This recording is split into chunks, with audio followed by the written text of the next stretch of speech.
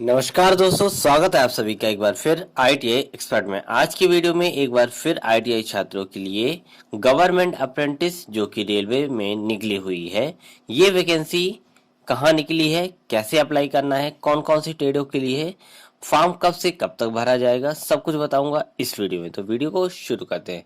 दोस्तों, ये जो वैकेंसी निकली हुई है, तो ये पटियाला रेल इंजन कारखाने में ये वैकेंसी निकली हुई है। इस वैकेंसी का जो नोटिफिकेशन जारी किया गया है, ये 14 अक्टूबर 2022 को ये नोटिफिकेशन पटियाला रेल इंजन कारखाना के द्वारा जारी किया गया है। इसमें ऑनलाइन आवेदन करने की जो तिथि इन्होंने बताई है, तो 17/10/2022 से इसके फॉर्म भरने चालू हो जाएंगे और ऑनलाइन आवेदन बंद होने की जो तिथि है, ये 16/11/2022 को इसके फॉर्म भरने बंद हो जाएंगे।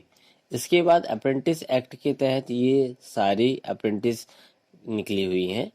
इसमें देखिए दोस्तों, उन छात्रों के लिए भी इनमें मौका दिया गया है जो रेलवे विभाग में पहले से काम कर रहे हैं, उनके बच्चे भी इसमें भाग ले सकते हैं।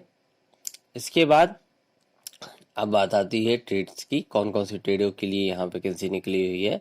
तो यहाँ दोस्तों ट्रेड्स में इलेक्ट्रीशियन फर्स्ट नंबर पे दिखाई दे रहा है। इलेक्ट्रीशियन ट्रेड के लिए SC, ST, OBC, UR candidate total मिला के 140 यहाँ सीटें रिजर्व की गई हैं। और इसके बाद यदि हम मैकेनिक डीजल ट्रेड की यदि हम बात करते हैं, तो नंबर ऑफ सीटें यहाँ 40 दिखाई गई हैं।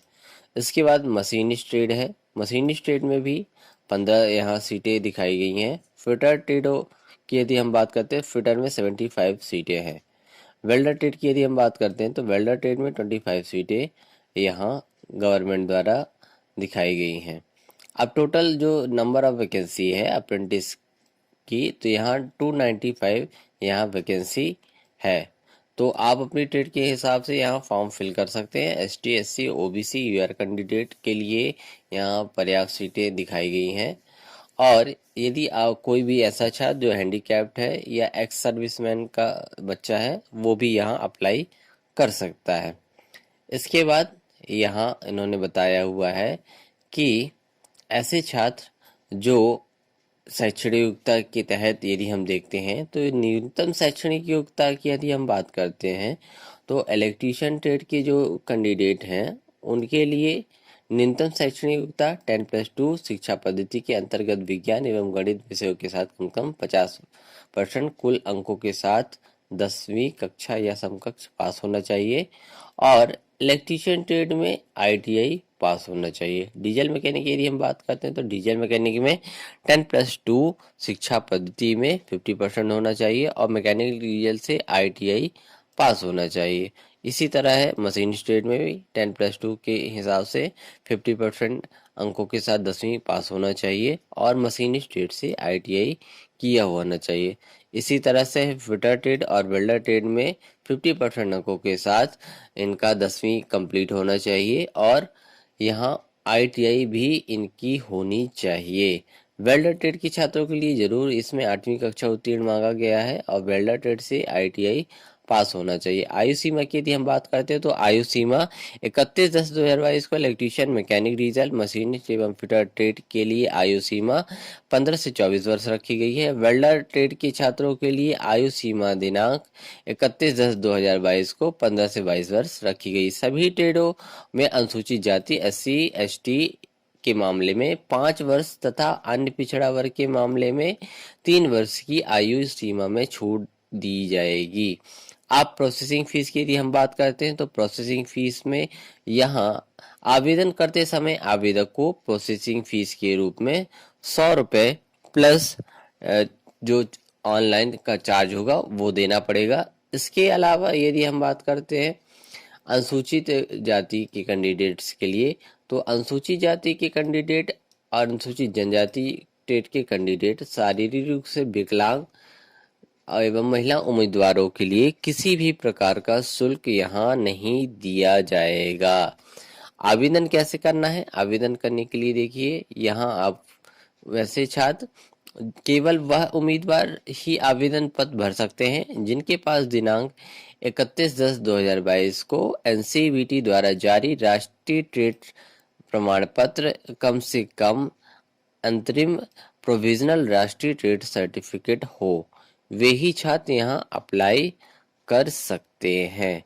तो दोस्तों आवेदन हेतु आवेदक की जो तैयारी है वो किस प्रकार से होगी। आवेदन जो ऑनलाइन के माध्यम से आवेदन करना है तो इसके लिए आपके पास एक ईमेल आईडी होनी चाहिए। आवेदककर्ता को नवीनतम जेपीईजी में स्कैन किया हुआ फोटो साइज 100 KB से अधिक न हो तथा हिंदी या अंग्रेजी अक्षर में हस्ताक्षर जेपीजी फॉर्मेट में स्कैन किया हुआ 25 KB का होना चाहिए। आवेदक का बायोडाटा, आवेदक अपने माता पिता का वही नाम भरे जो उसे मैट्रिक एवं ITI प्रमाण पत्रों में दर्ज किया हो। मैट्रिक एवं ITI प्रमाण पत्रों का प्राप्त अंकों का प्रतिशत यहाँ पूछा गया है। साथ ही मैट्रिक एवं 10वीं कक्षा के अंक यदि CGP में है तो CGPA में 99.5 से गुणा कर प्रतिशत में परिवर्तित कर अंक दर्शाए जा सकते हैं।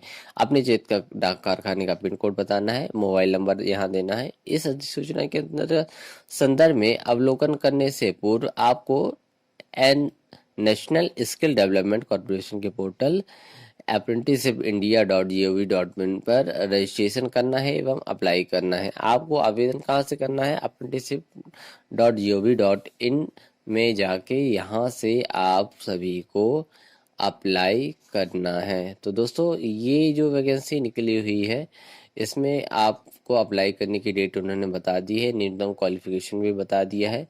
इस तरह से आप अप्लाई कर सकते हैं। अब बात आती है कि आप अप्लाई करने के बाद जो आपकी चयन प्रक्रिया हुई, तो चयन प्रक्रिया देखिए, चयन प्रक्रिया की हम बात करते हैं। मेरिट सूची आवेदकों द्वारा मैट्रिक कक्षा और ITI दोनों परीक्षाओं में प्राप्त किए गए प्रतिशत अंकों के औसत के आधार पर दोनों के बराबर मार्क्स देते हुए तैयारी की जाएगी। इस तरह से आपका इसमें सिलेक्शन किया जाएगा और इसके बाद दस्तावेजों की जांच अंतिम तिथि तक प्राप्त आवेदनों से मेरिट के आधार पर भरे जाने वाली सीटों के 1.5 गुना उम्मीदवारों को वेरिफिकेशन के लिए बुलाया जाएगा।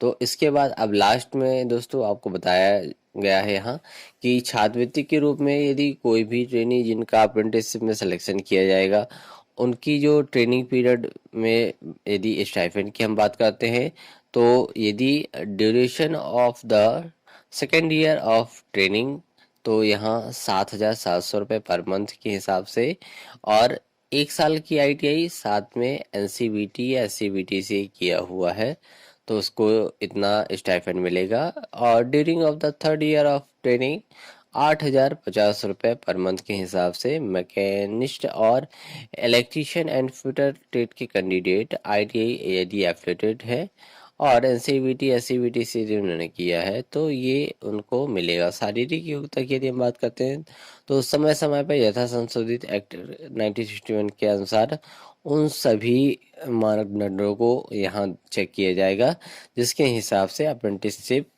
के द्वारा छात्रों को लिया जाता है। तो दोस्तों आपको ये सारी जानकारी आई होप अच्छे से समझ में आ गई होगी।